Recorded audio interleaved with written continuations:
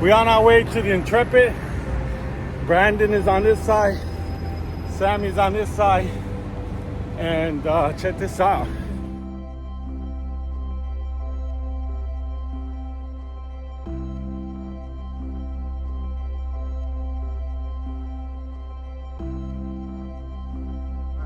Salito's leading the way. It's Fleet Week. Well, it's actually May 24th to the 27th. But there's the entrance.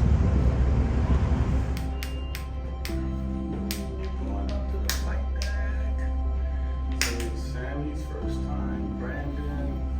Please stand clear of the opening door.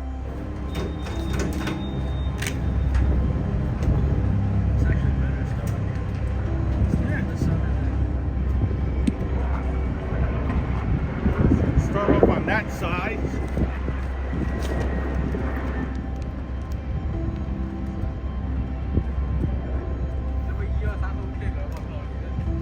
Which one is this one? Israel Aircraft Industry. Okay. So we're here at the Intrepid, and yeah, it's a lot to see. But if you're into these type of military stuff, this is the place to go. Just imagine this thing went. How fast did it go? Look, a length 102 feet. Is that fast? 2200. Well, top speed 2,200. So we're talking about Mach 2. That's what they say. So as a joke, they use the word Navy, N-A-V-Y. Never again volunteer yourself.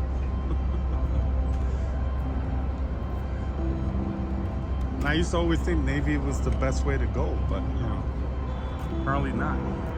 So this is the F-14 Tomcat, the Tomcat. This was built back 1972. 2006. Let's see if I'm right. It's a wild guess. Let's see what year this was built.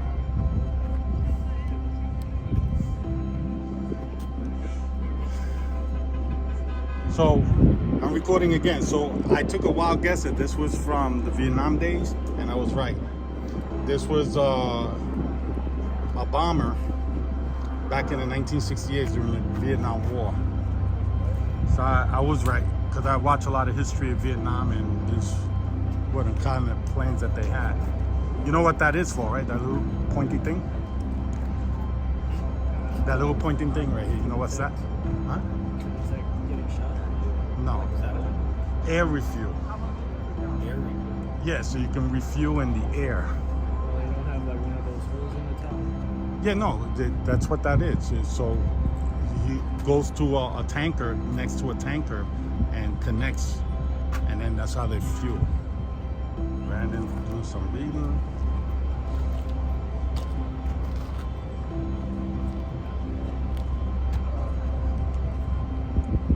So Brandon, that was used a lot in the Vietnam War, that one, definitely. And these were more like stunt type of. No. They use it for stunts. Cool. So that one was supposed to go. What, this one? The blue one? Which one is this one? There's Brandon Samito enjoying the view. Nice view, right? Oh, where you going? You still got all this to see. Oh, no, I know. Oh. You know what those are, right? Look.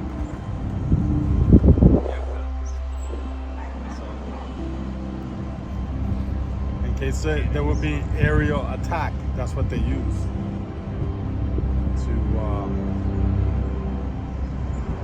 So this is tracer, which they use. Without me even looking at it, I already know. Which they use as a satellite. That's what that is. It's a satellite dish. So when they go in the air, they can alert other carriers, other planes of enemy within the area. So that's what this was. What do you think? How far do you think the radius was? Huh? How far do you think the radius was? The radius? I think it was anywhere between 5 to 15 square miles. My guess. 250 miles. 250 miles. Yeah. Square miles? 250 miles. Within the circle? Wow. Okay. There's the helicopters. Yeah.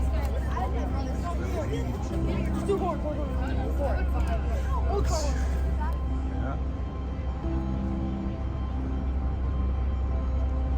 This is obviously Cobra. Look at the firepower it had.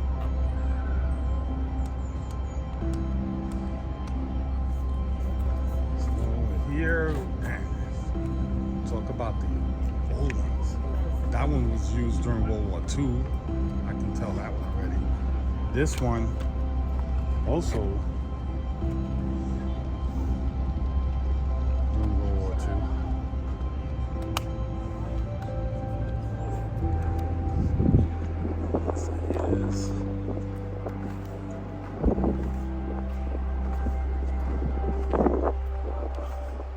So this ship was also attacked by the Japanese during the war of World War II. So just imagine it was kamikaze by the Japanese.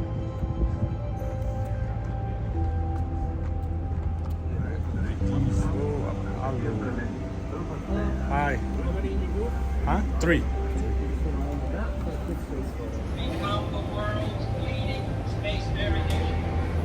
All right, so we're entering the area of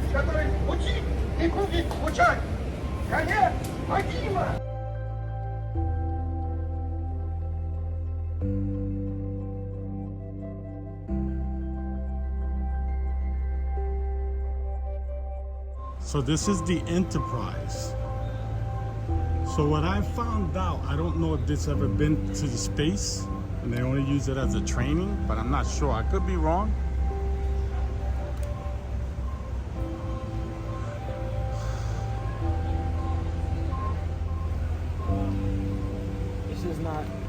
This piece is not used. It was more for testing, flight testing. Oh, okay.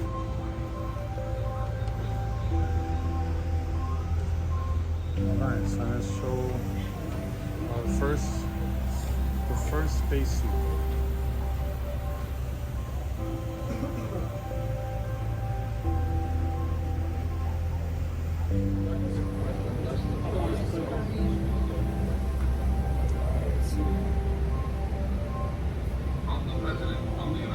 Kennedy slain. Oh.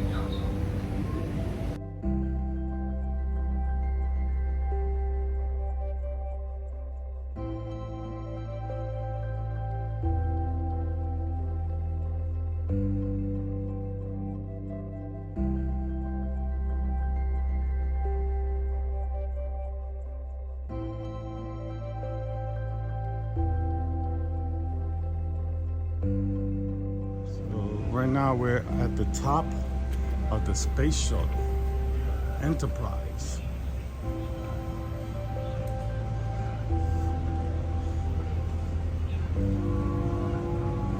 That's how the space shuttle Enterprise looks on the top.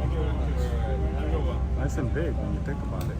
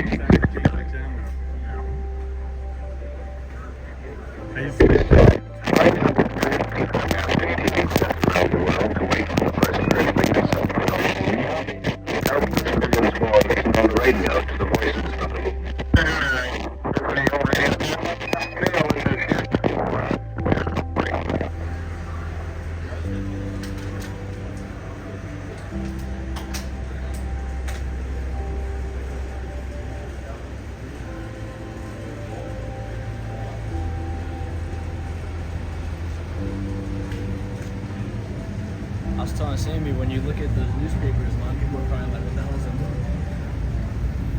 When people looked at those newspapers back then, they probably didn't know what the moon was. They're like, what the hell is the moon? Yeah, that's Tío Lucho. That's Tío Lucho. So we're looking at them actually speaking from Neil, Buzz, and Charlie Duke. 413 is in. 413 is in. We copy you down, Eagle. Houston. You see his heart rate. Wow. The Eagle has landed. Roger, Tranquility. We copy you on the ground. We got a bunch of guys going crazy and breathing again. What happened to them is Just landed the other way. Yeah, you just landed on the moon. That's one small step for Sammy and Brandon. One giant leap. Yeah, one giant leap for Brandon Kine.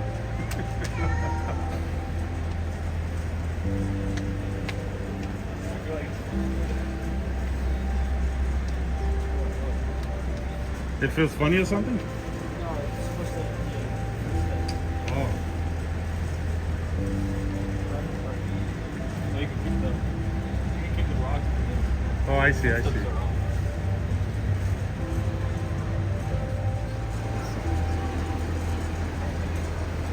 10 times the size? You did the calculation? It says it there? Where? This is a 1 to 10 scale.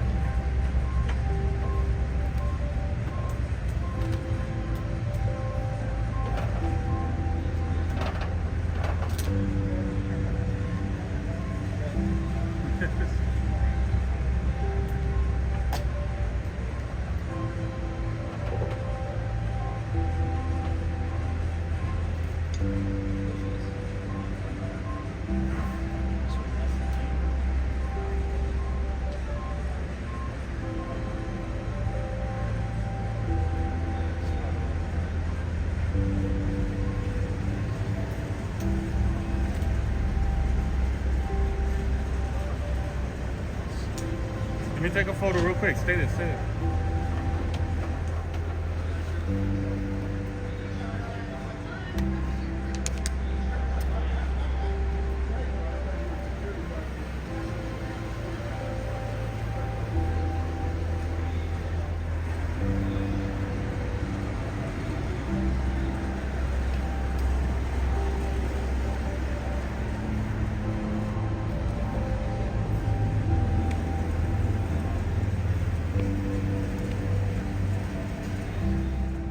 So now we're entering the Intrepid.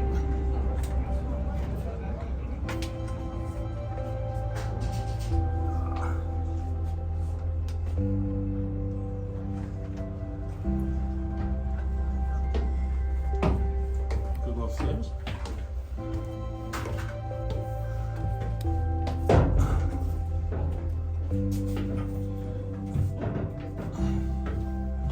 We're inside a ship. Sam, Just watch your head. are we allowed to go in here?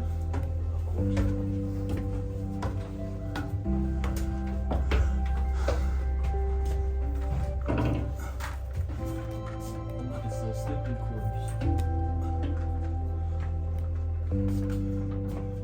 Probably for the captain or officers.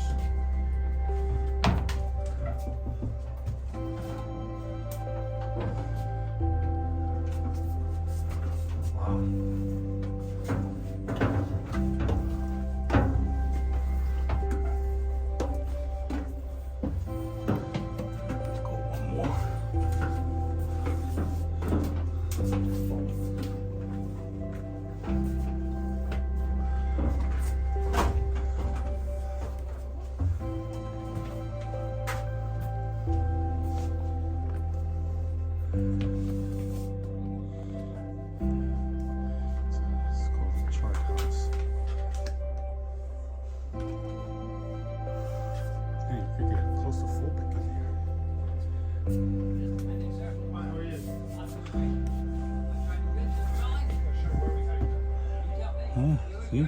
I knew he'd guess. Yes. This is New Jersey, not Jersey. Yeah, indeed. Yeah. Indeed. So did you sail here? I was on a destroyer escort, smaller ship, but that would be 52 years ago. Thank you for your service. You're very welcome, sir. Thank you. I was assigned to Newport, Rhode Pilot Island. house, this is the captain would be in control of the ship, Up and down the giving his coast. orders to his officers and sailors. Now, A young sailor would be most of the time driving, what was Guantanamo. and that's another young sailor would be at the speed unit. It sends a message. It doesn't control the speed, but it tells them, it sends a message down to the engine room how fast we want to go. Oh, okay. So that's the telegraph. thing. So how he communicated to the other people on the deck or anything like that? Right there, the telephones? There's telephones, Telephones.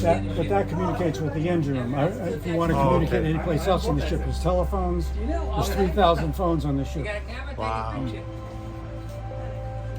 If there's no picture, The captain, as you walk around out the exterior, you see a blue chair in the corner. It's the captain's chair. So the captain could sit there and look inside to make sure everything's going well in the pilot house. And the officer could see out the front of the bridge, the flight deck, to make sure the airplanes are landing and taking off. So the captain's got his mind on two things: running a ship and airplanes. you're welcome. There's 3,000 men on the ship. Yeah. How many? 3,000 Men men. and women. Mostly men. 1944. It was all men. Okay. Today, of course, everybody. Different world. Different world. Different ship. Thank you. Today, this aircraft carrier is twice as big. You know that? Twice as big. This is the chair. No. Well, yeah, this is one. Yeah, he's like, he was pointing the other side. Yeah, sit there. Captain Valentin. Captain Valentin, where we set sail, sir? You must have been taller. Where we set sail, sir? Boston. Boston. I thought he was gonna say Puerto Rico.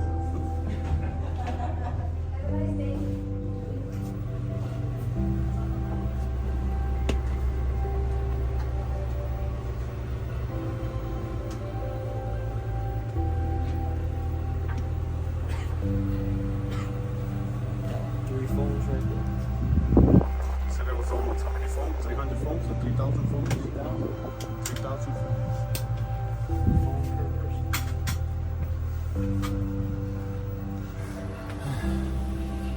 Sorry, I'm gonna make you bed right there.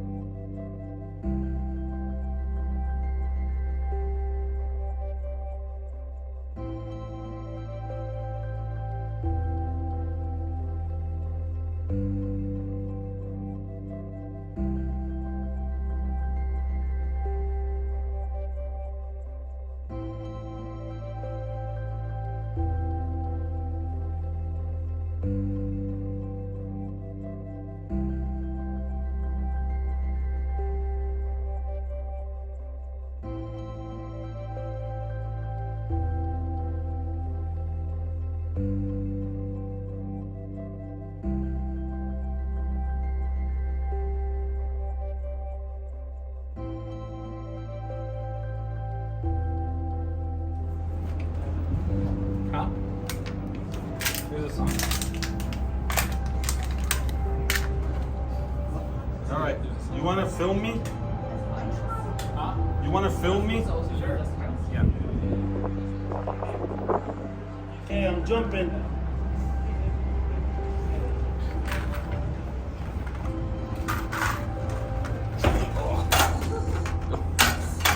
I made it.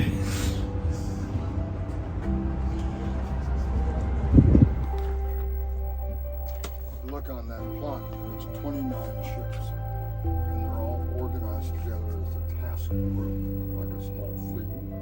There's one guy, an admiral, in charge of all 29 of them.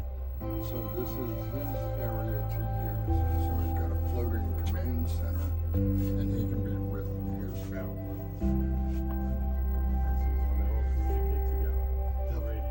They look in their book. That means change course to 030. So they can communicate silently that way.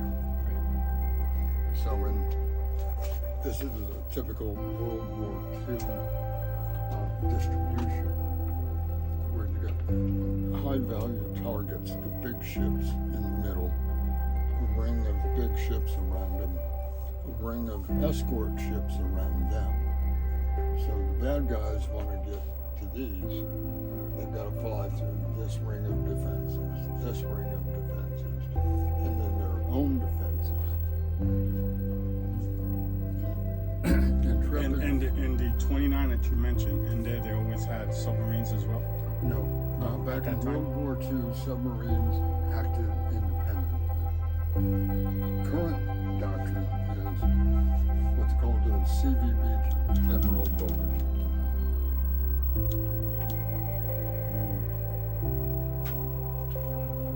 Wow, beautiful. Thank you.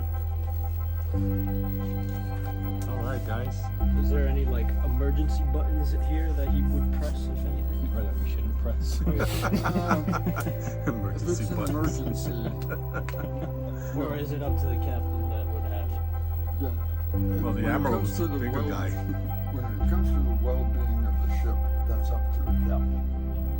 In fact, on the console, just after the helm, there were collision alarms, chem-bio alarms, collision, chem-bio, something else, general quarters. So when it comes to managing the ship, the captain takes care of it. This ship was hit by a torpedo, they say. One time. torpedo and 5 kamikazes. 5 kamikazes. She took a lot of damage in World War Wow. Okay. II, but she's still here. Yes. In fact, we built 24 of these carriers in World War II. None of them got sunk. A few of them got really beat up.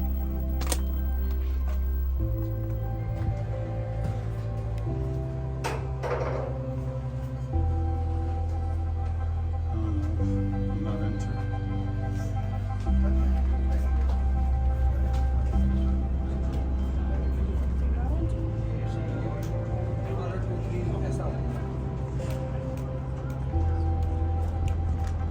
We gotta go downstairs.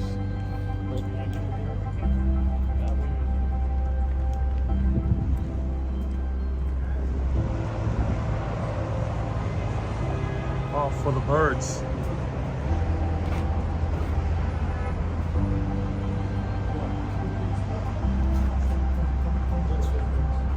These pointy things.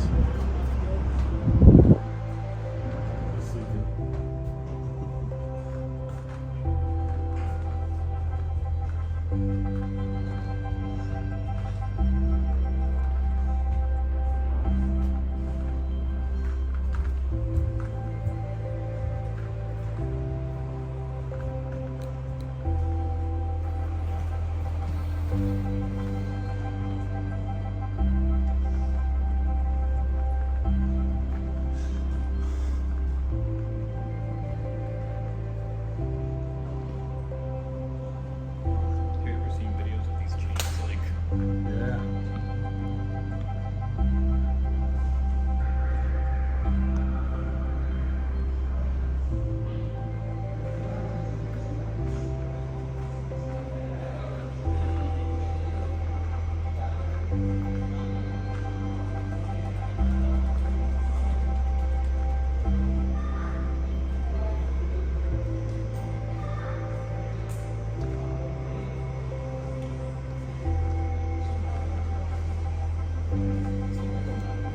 So now we entered a cooler area, but this is the area where the planes be down below, and then of course they get risen up.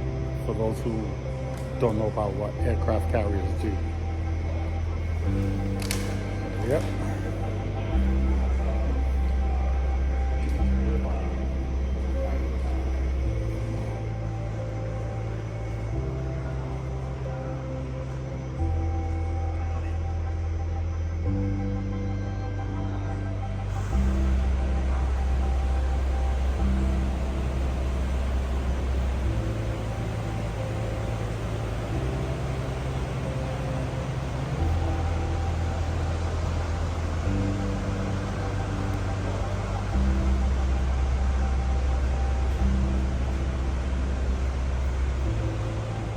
Found something interesting? Yeah, they had a section over there that you'd probably like. It had cameras. Oh. Yeah, that's right.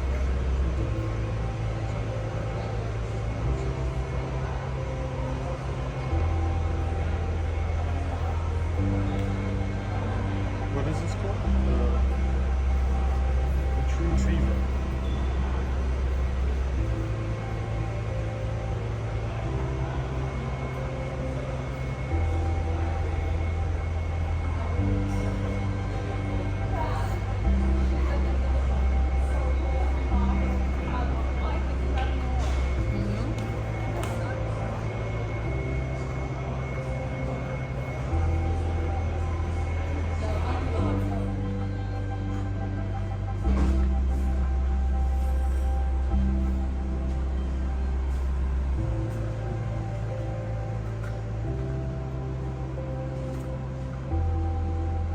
Everybody had a mustache.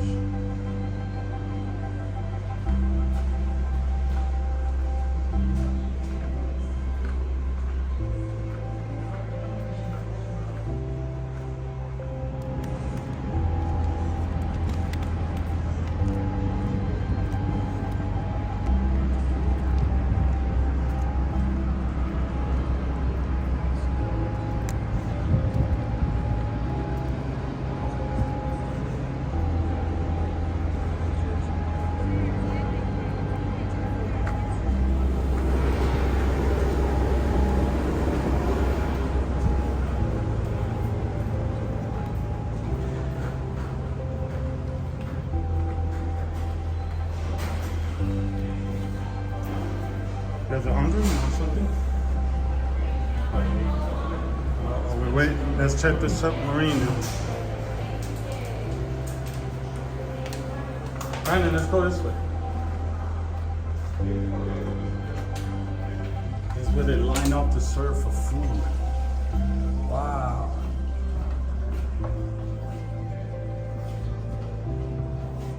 This is the kitchen area.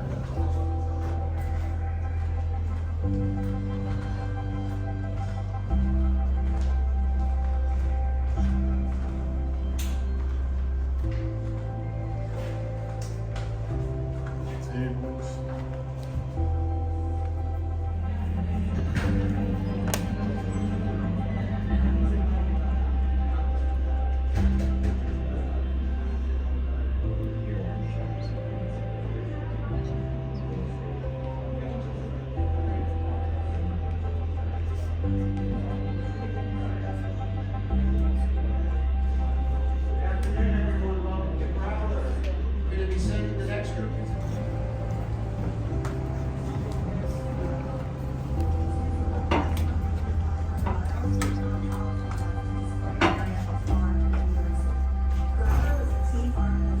Missile hangar. So this was a missile hangar.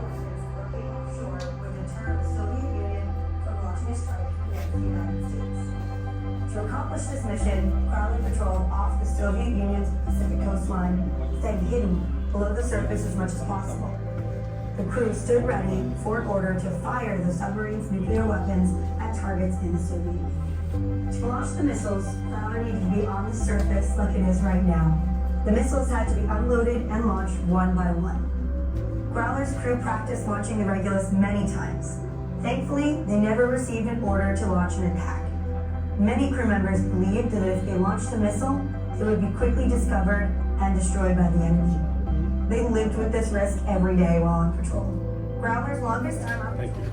So they gave us a brief now summary of what to expect.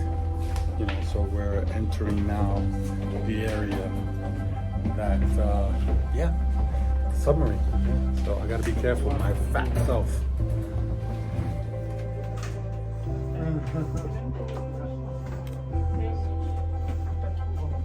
Let's talk about type.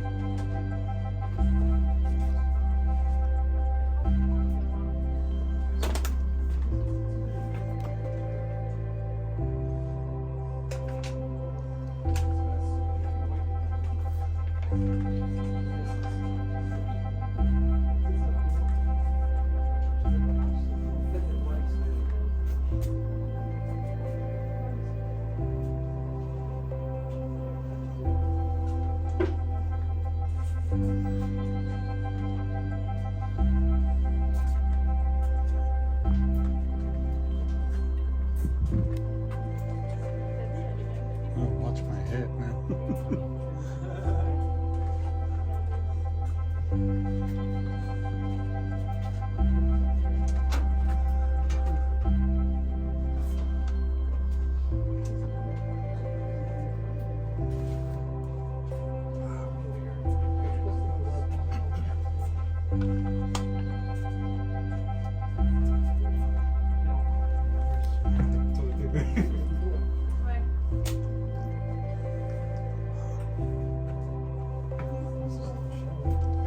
This will check on guidance center.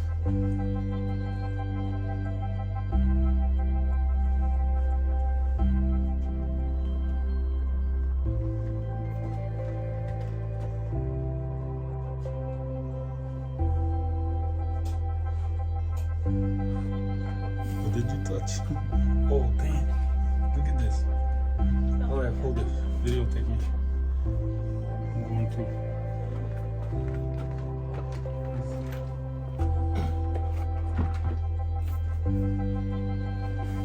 That's how you do it. Ow, I got a cramp.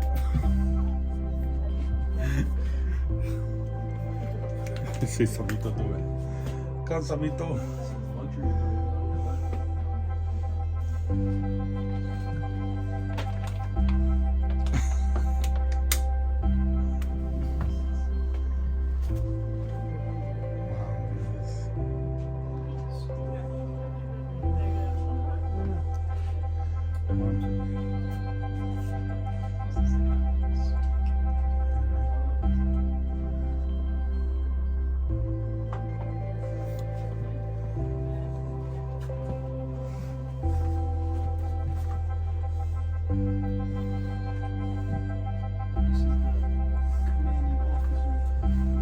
Says it?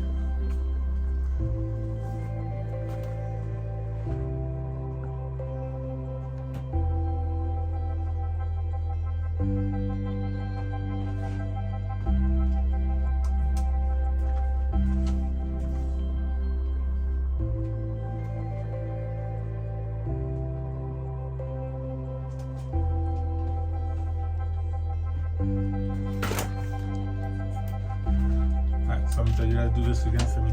It's recording. Move back, move back. Move back. Okay, let me try it this way. If I go this way. Would this help?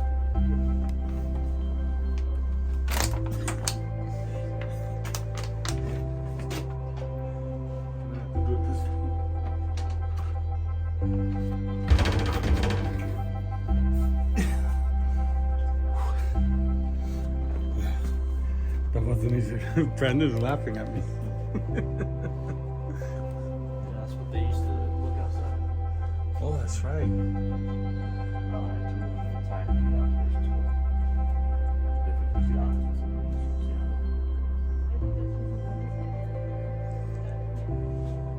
What are those steer the ship? Steering control. Yeah. Each wheel has a different function. Helmsman controls the rudder. Planesman controls the depth of pitch angle. Wow. What that's the master that called the big submarine is called the Christmas tree. But it's to basically tells the captain whether it's safe to dive or rise. That I was always curious how they could tell if they're going to be close to rocks down Sonar. below. You know, use passive sonar or active sonar to ping and see it'll bounce off the object. Oh, okay. So that's obviously trained. Oh, okay. Yeah. And they have the water maps of the area where they patrol. Yeah. Because I know maybe now today, but in the 1940s, you could just imagine. Yeah. You know, 50 it was probably different. The older submarines, they had hydrophones, so they would work the same way. They would use a passive sonar. Yeah. Gotcha. Thank you so much.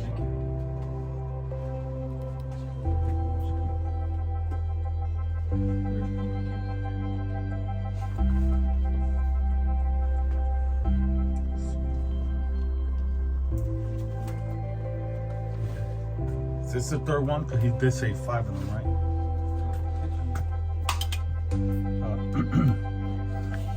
Thank you. Try this again. Move back. Move back.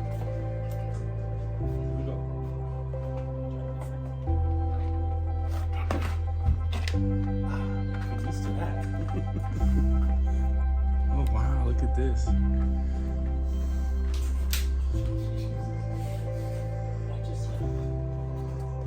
You missed up. Oh look, they make coffee. Look, babe, coffee for you.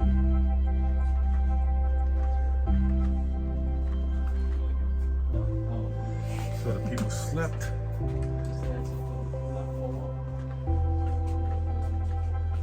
Man, those are tight to sleep. I don't even know if I could. Oh my goodness. Another one. Is this a fourth one?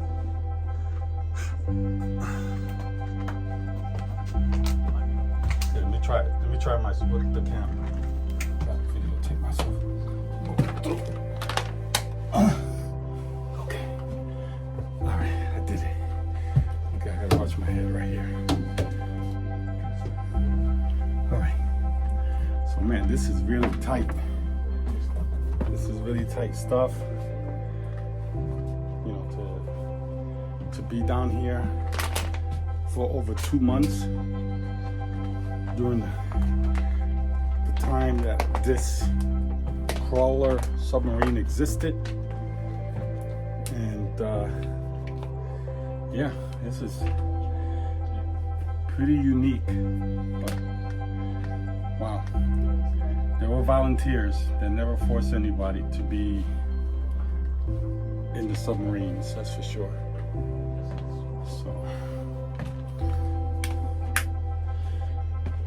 yeah.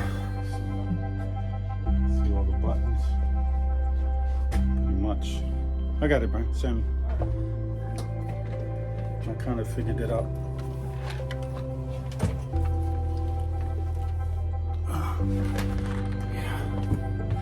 It's a good thing I drank a lot of water. I would have caught a cramp.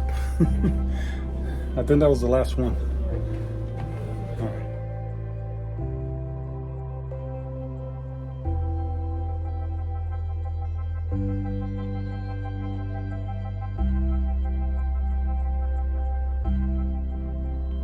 All right, so we just about wrapped this up. We're pretty much done for the Intrepid Museum.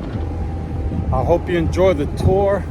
This is actually in service. This is a Marine port aircraft carrier for the Marines, just the helicopters. No jets on that one behind me. But again, thank you for watching my videos as far as talking about the Intrepid.